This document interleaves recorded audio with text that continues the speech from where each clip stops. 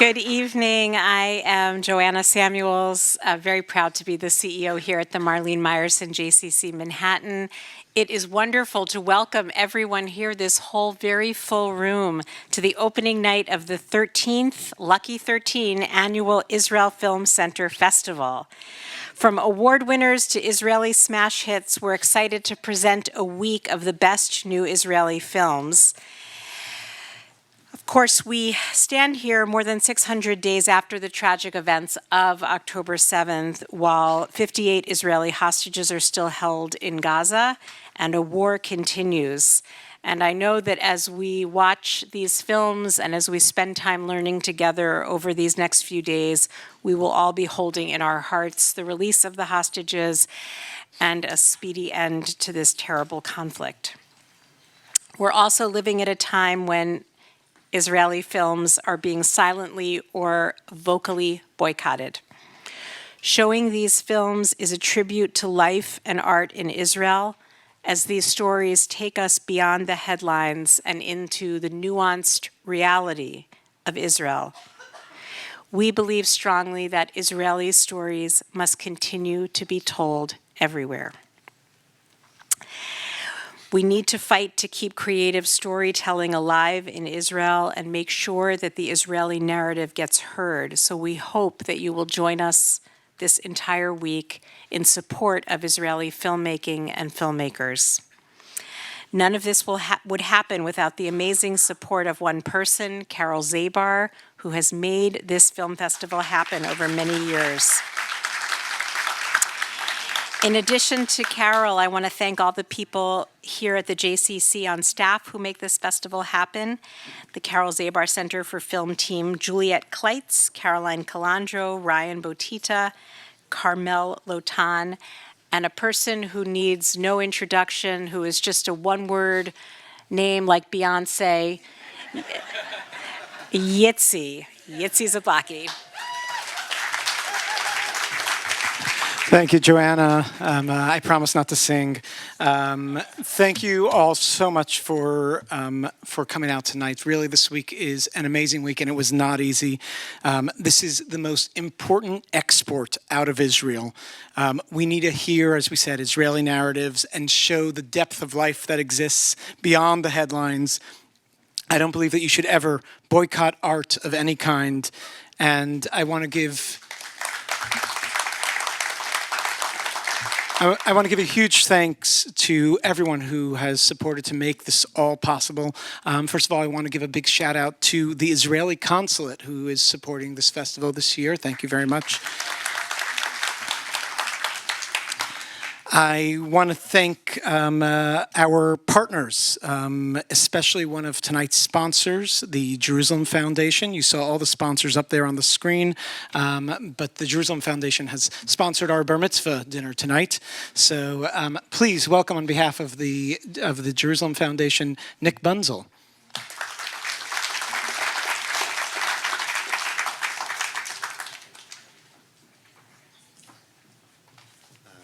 Thank you, Joanna. Thank you, Yitzi. Good evening, everybody. So my name is Nick Bunzel, as Yitzi mentioned, and I work at the Jerusalem Foundation, have done for the last year with Joy Levitt, with whom many of you are familiar from as previous executive director here. We work at the Jerusalem Foundation, and we are trying to change their reputation in that this is the least well-known major Jewish-Israeli philanthropic organization. Created by Teddy Kollek almost 60 years ago, the foundation has successfully raised between $50 and $70 million every year from supporters around the world, in the States, in England, in Canada, a little bit from the German and Italian and French-speaking populations, and major support from the mayor of Jerusalem, who is as happy to invest in East Jerusalem as he is in the West. What is amazing about this organization is that we support the entire population of the city, the million residents of Jerusalem, be they Palestinian, ultra-Orthodox, secular, modern Orthodox, and the few Christians who remain in the city. And we're very grateful to the support that we get from all our supporters around the world, in particular from the mayor who joins us in co-funding many of the major capital projects that we invest in. After October 7th, we helped settle 35,000 refugees in Jerusalem. We provided housing, clothes, after-school activities. We're building a community center in East Jerusalem. We support an organization called Jerusalem Food Rescuers, which some of you Israelis may be familiar with, which distributes food around the city, has pop-up restaurants, and in particular delivers food to vulnerable populations. We support dance companies, social workers dealing with victims of PTSD, sports programs, a program called, now I'm blanking, but it's the largest sports program, the equalizer in the country, that brings together Palestinian, Jewish, religious, male, female, and manages to build community amongst them. So that's what we do. We build community, which is very similar to what goes on in this building at the JCC. We have many overlapping friends, many overlapping donors, and it is really exciting to be here tonight. And you are going to enjoy this film, which deals with one of the many populations that we deal with in Jerusalem. So enjoy. Thank you for coming. Thank you, Yitzi, wherever you are, and enjoy. Thank you, Nick. We also here support beyond showing films. We also support the production of Israeli cinema. These stories need to be told. I want to give a big thank you to some of the supporters that are here tonight. Alice Gottesman is here with us. A big hand. And there are many others in this audience, but I want to give a big shout out to Jonathan Margolis, who helped make tonight's film possible. And we hope many more of you will join in supporting the making of these films, which has gotten harder than ever to do these days. To say a little more about this, we're joined here tonight. We are honored to have the executive director of the Israel Film Fund with us, Ms. Noah Regev. For those who don't know, the Israel Film Fund is the leading producer of Israeli films. Everything you've seen here is thanks to them.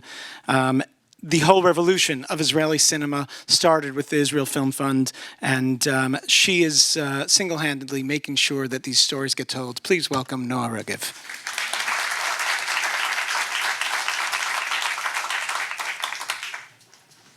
Erev Tov, good evening. It is truly wonderful to be here tonight with all of you and to share new Israeli cinema. The Israel Film Fund, as Isaac presented us, is the partner of over 500 feature films produced in Israel in the past 40 years. Many of these films have received significant international recognition, box office success, and of course the love of audiences. These films are our cultural assets. Some of the filmmakers who made them are with us and going to be here during the festival, and it's an opportunity to thank you, Isaac, for being such a wonderful friend for many years to all of us, to the Israeli culture, and especially to the Israeli cinema.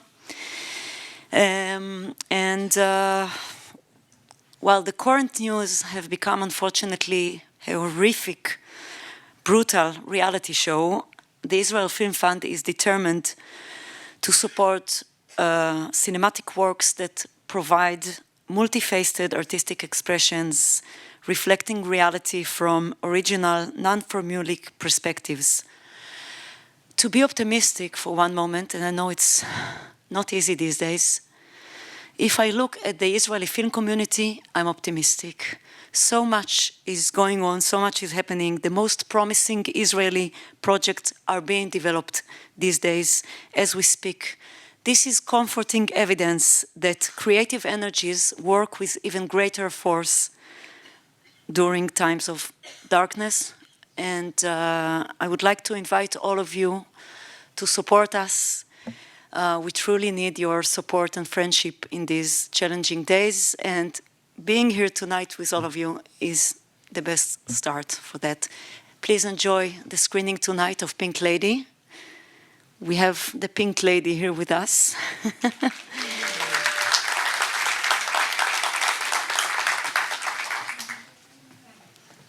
Thank you.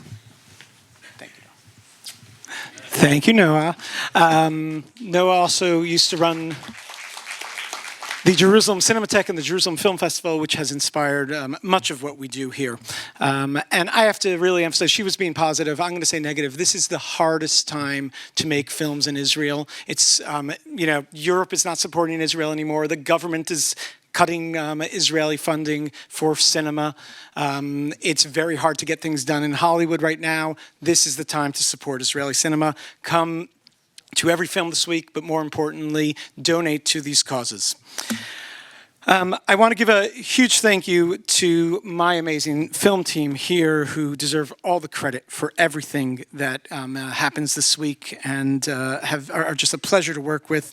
Again, Joanna mentioned them before, but Juliette Kleitz, who is our production manager, but spends every day on the phone with Israeli filmmakers, trying to tell them that it's okay, El Al's going to fly, somebody's going to get them in.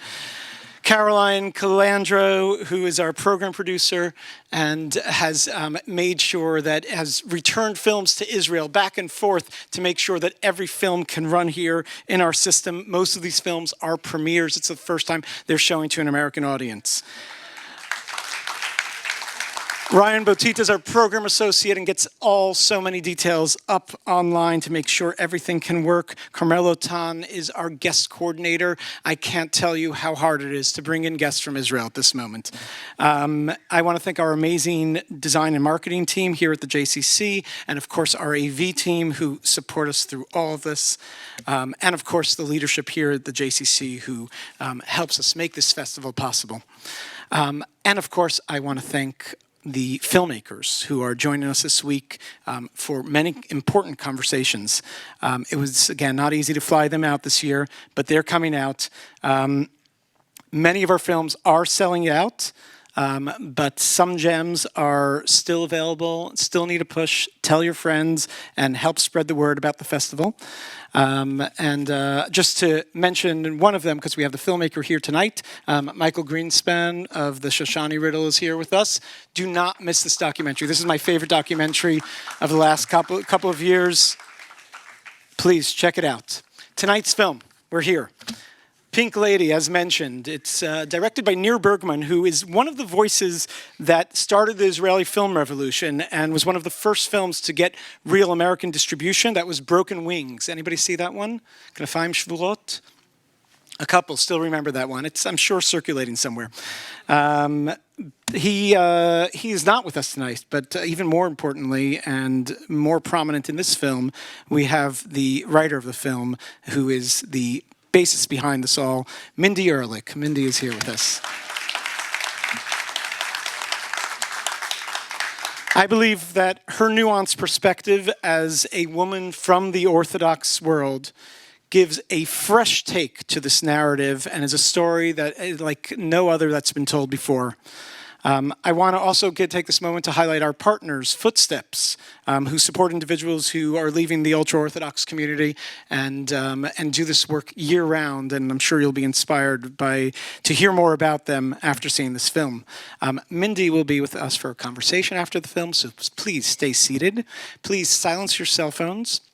Keep your phones in your pockets till the end of the screening and enjoy the film. Thank you very much.